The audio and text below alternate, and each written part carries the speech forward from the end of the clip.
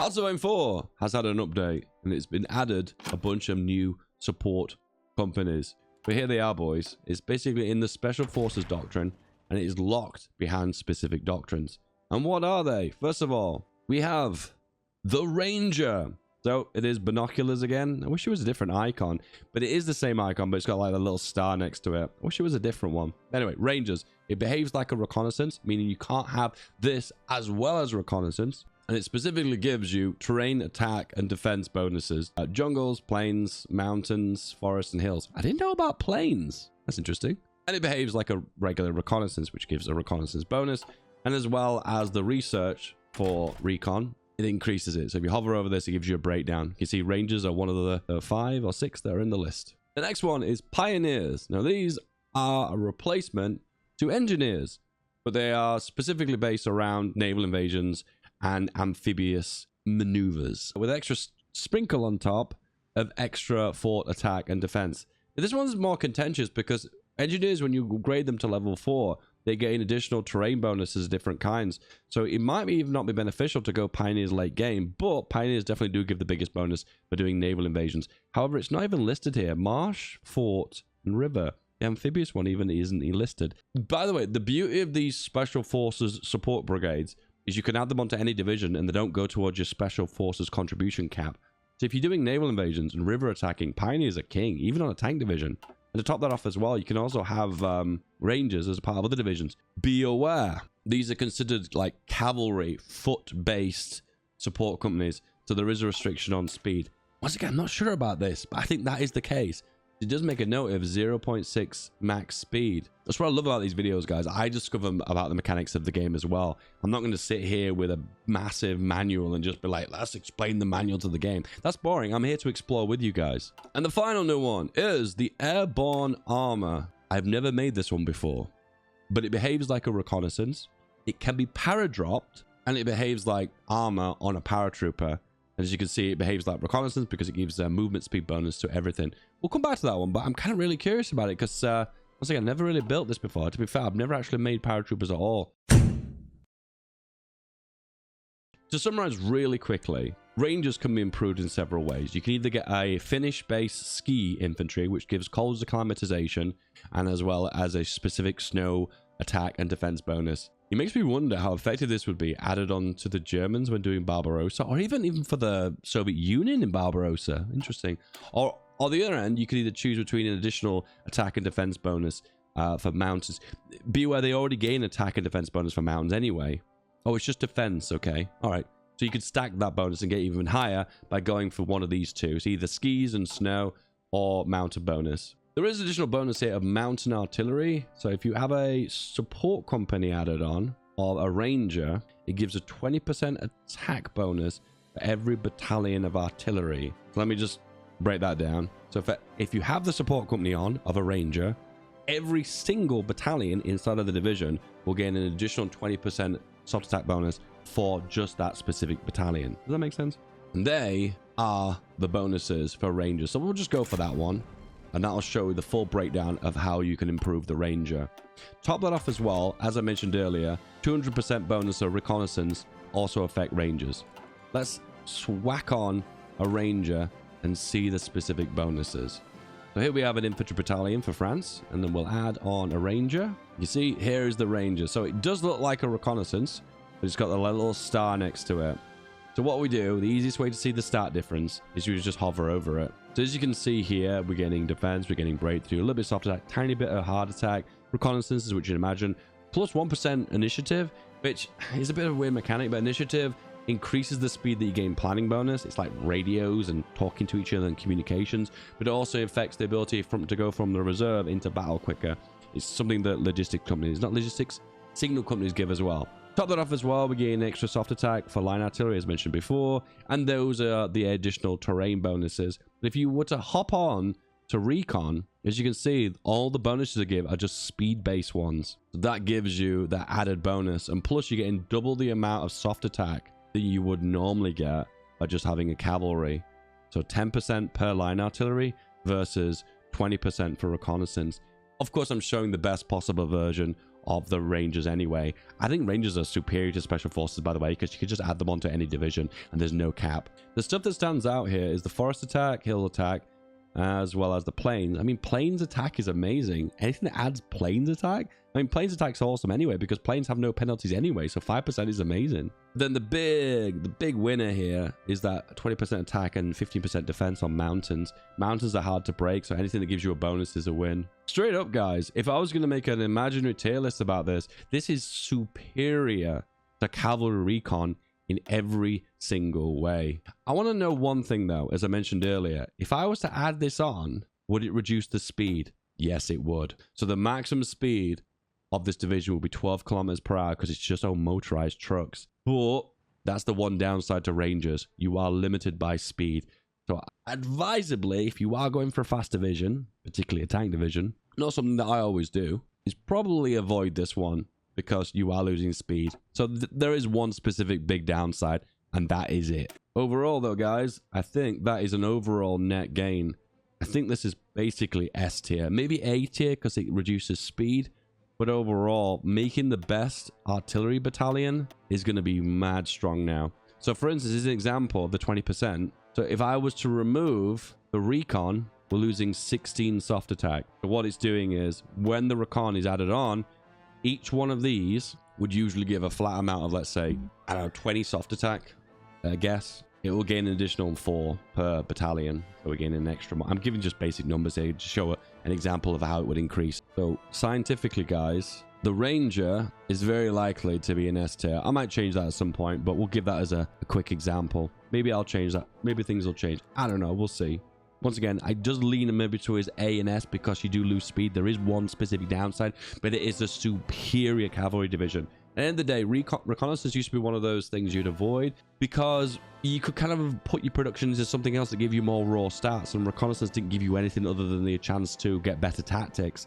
So no one really cared about it. But now you do care about it because it gives you soft attack and it gives you terrain bonuses. So it is now worth it. Anyway, moving on to the next one. Is going to be the Marines and the Pioneers. So let's go through the different options here then. So Pioneers can get a bonus for attacking jungles and defense.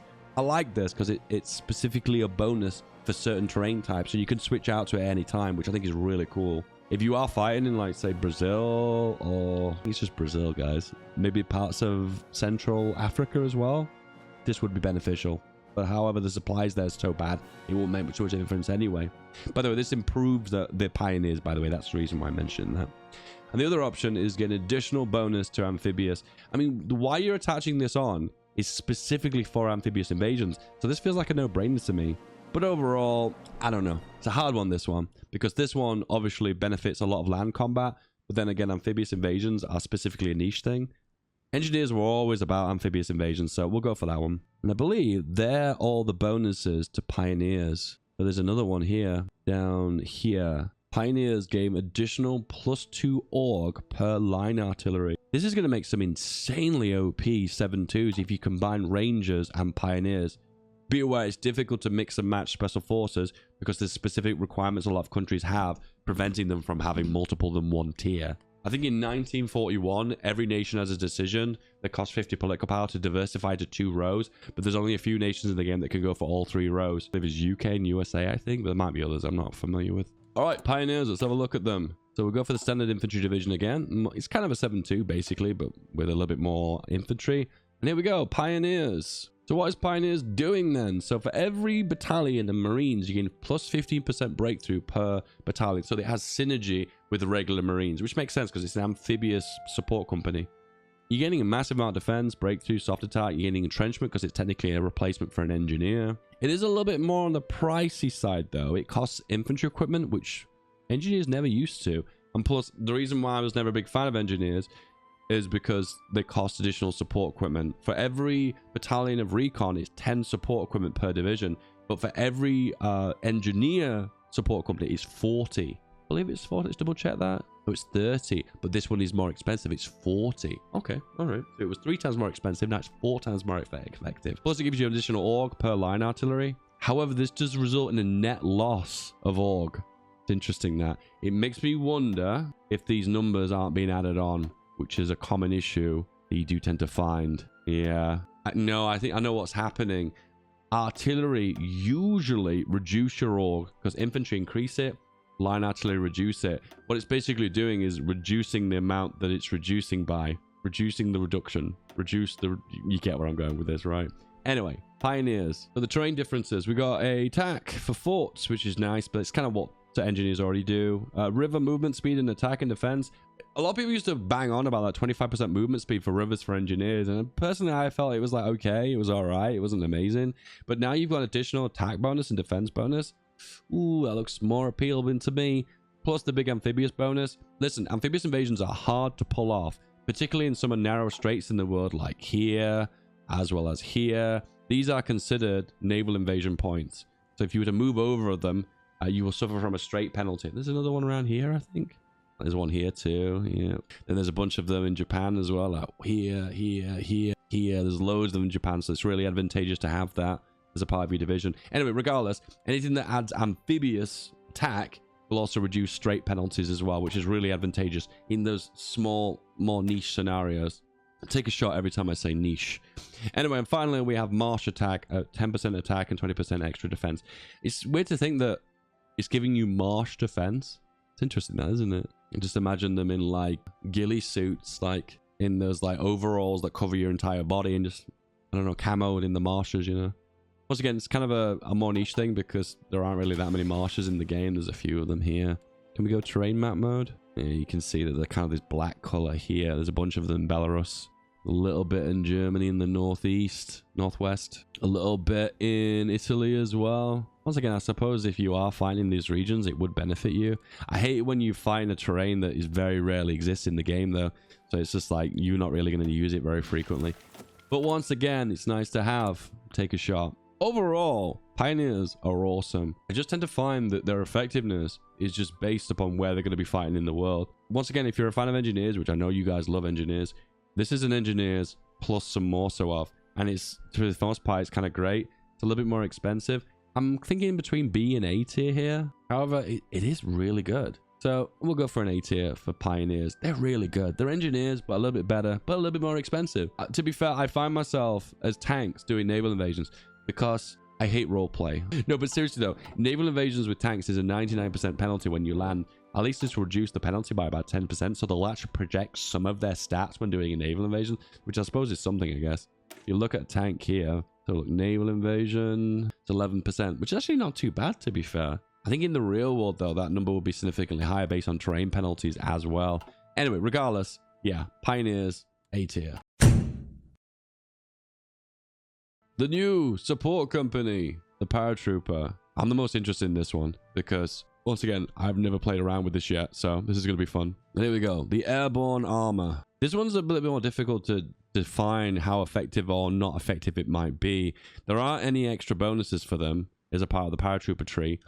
It's difficult to define because it all depends on the stats that the light tank has that you add on with it. So here we go, the light tank, light recon, light, airborne light armor. So you can see it has the bonuses for movement speed because it behaves as a recon, but be aware you can't pair this with a ranger because it is classed as a recon as well. You can only have one of a recon and one of an engineer, even though there's different kinds of recons and engineers. So you could, I mean, the stats don't really stand out, to be fair. There's nothing really sensational about them. There's not much to say other than it's now having armor to a division that can potentially do a power drop, and that's it.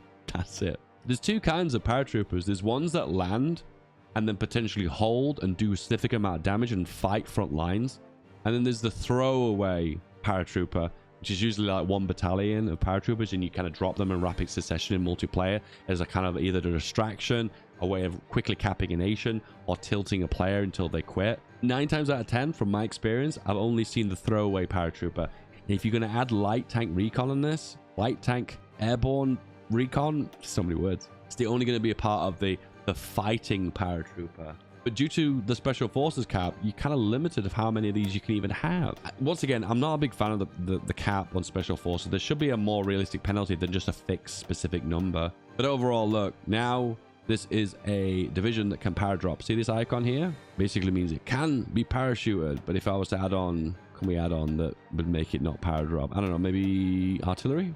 There you go. So now the X cannot be parachuted because it has a support artillery battalion on there. To make it kind of effective for combat effectiveness, you would need to have support artillery on there, maybe anti-air as well. Maybe you would have engineers as well. It would need to have so many different things, but then the risk is so high. There's a chance you'll lose these divisions, so it makes me question, is it even really worth it? That's the reason why I lean towards the throwaway paratrooper. Then I actually go for the one that's effective in active combat. 7 armor is decent in 1936, but then from there, is that any good? Probably not.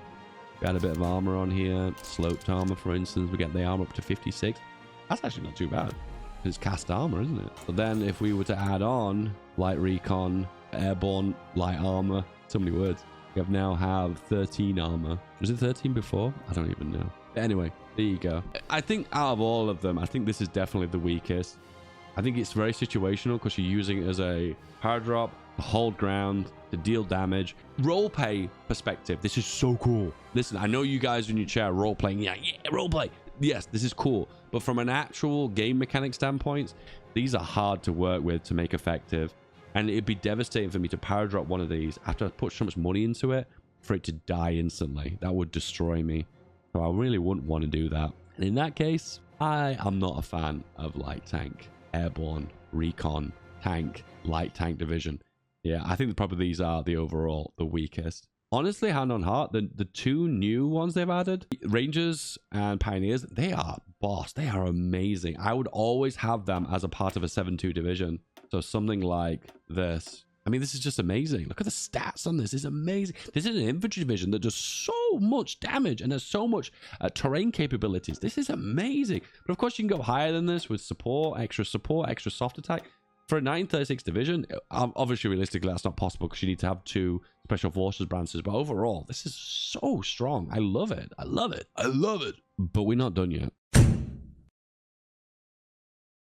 The Long Range Patrol Company, which is unique for Finland. I think maybe also Sweden. But here it is. The Long Range Patrol Company. And my goodness, it does so much stuff. Where do I even begin? So it looks like it's a recon because it's adding +2 reconnaissance. It also has initiative. So it's basically a recon and a signal company merged into one. It's giving capture ratio. So it's also doing what a maintenance company would do. And it even adds HP. Usually support companies remove a little bit of HP and a little bit of org from the division, but this is adding it on. Plus you've got a bunch of other stats as well, just defense. What is it considered? So can I pair this? So it's considered a recon. It's considered a recon because I can't pair this with a recon, but it's a recon that does maintenance company stuff. And plus it also gives initiative. So it's kind of behaving like a signal company. It's basically a 3-in-1. What does it cost? So 40 infantry equipment, which is cheap, and 10 support equipment. Wow, this is a steal. It is a steal. You get so much for your money here. And then we're getting loads of train bonuses. Movement speed, attack, movement.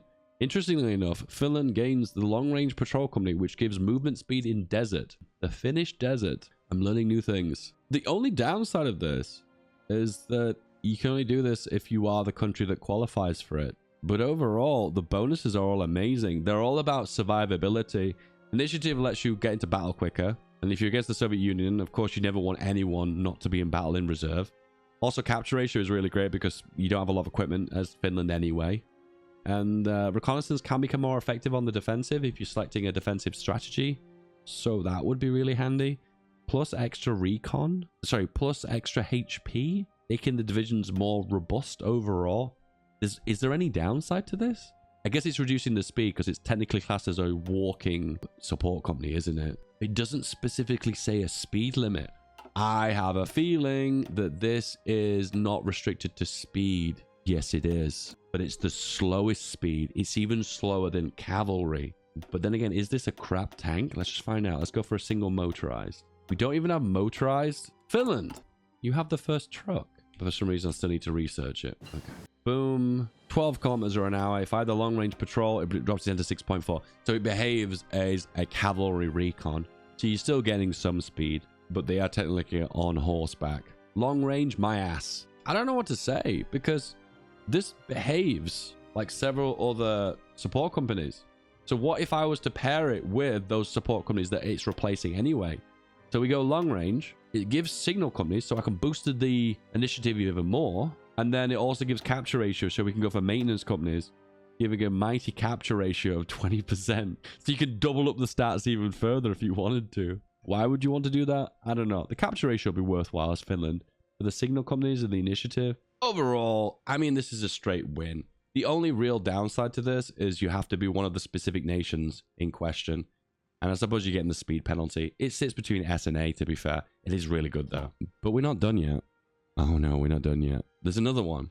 Winter Logistics Company. So, infantry boyo.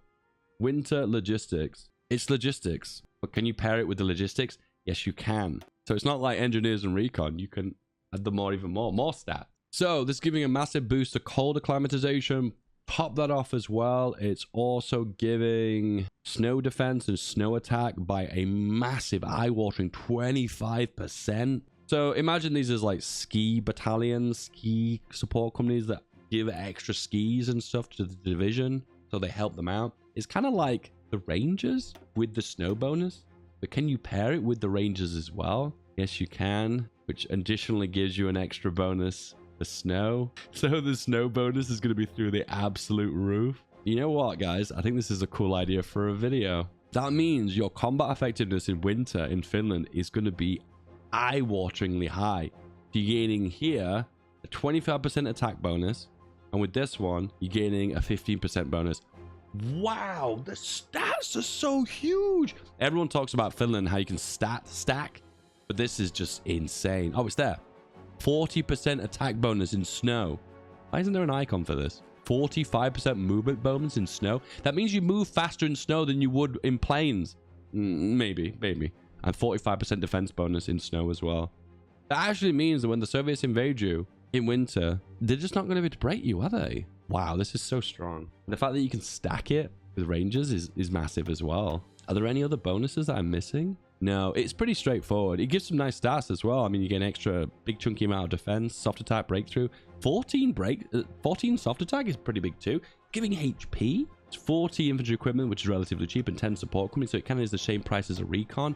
Man, can we make like the holy trifecta here? Signals, maintenance. I wouldn't recommend this, but this is kind of funny that it exists. Well, that's a lot of support. Initiative 58%. Full snow bonuses. Pioneers as well. Oh, the long range companies also have attack and defense for snow as well. Did I already cover that? I don't even know. The one thing... Okay, so there is... Oh, okay. All right, never mind. So, of course, long range patrol is considered recon, so I can't have the two recons stacked. But you can see here, these are all unique ones, and the bonuses it gives are massive. This is just insane amounts of defense. Wow, I really want to play Finland now. Finland, UOP. Finland, you strong. How do we even rate this one? Because it is specifically Finland only.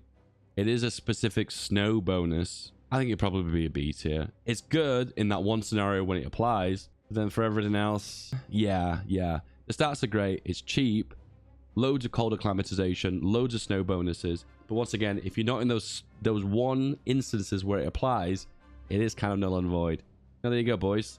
There are the new 5 support companies they've added in the latest Hoi 4 expansion. There are a few honorable mentions. Sweden has the option to go for the Lynx armored car, which just changes the way armored car light recon work by giving extra movement speed and attack in forests and snow, but penalty in desert. Penalty in desert?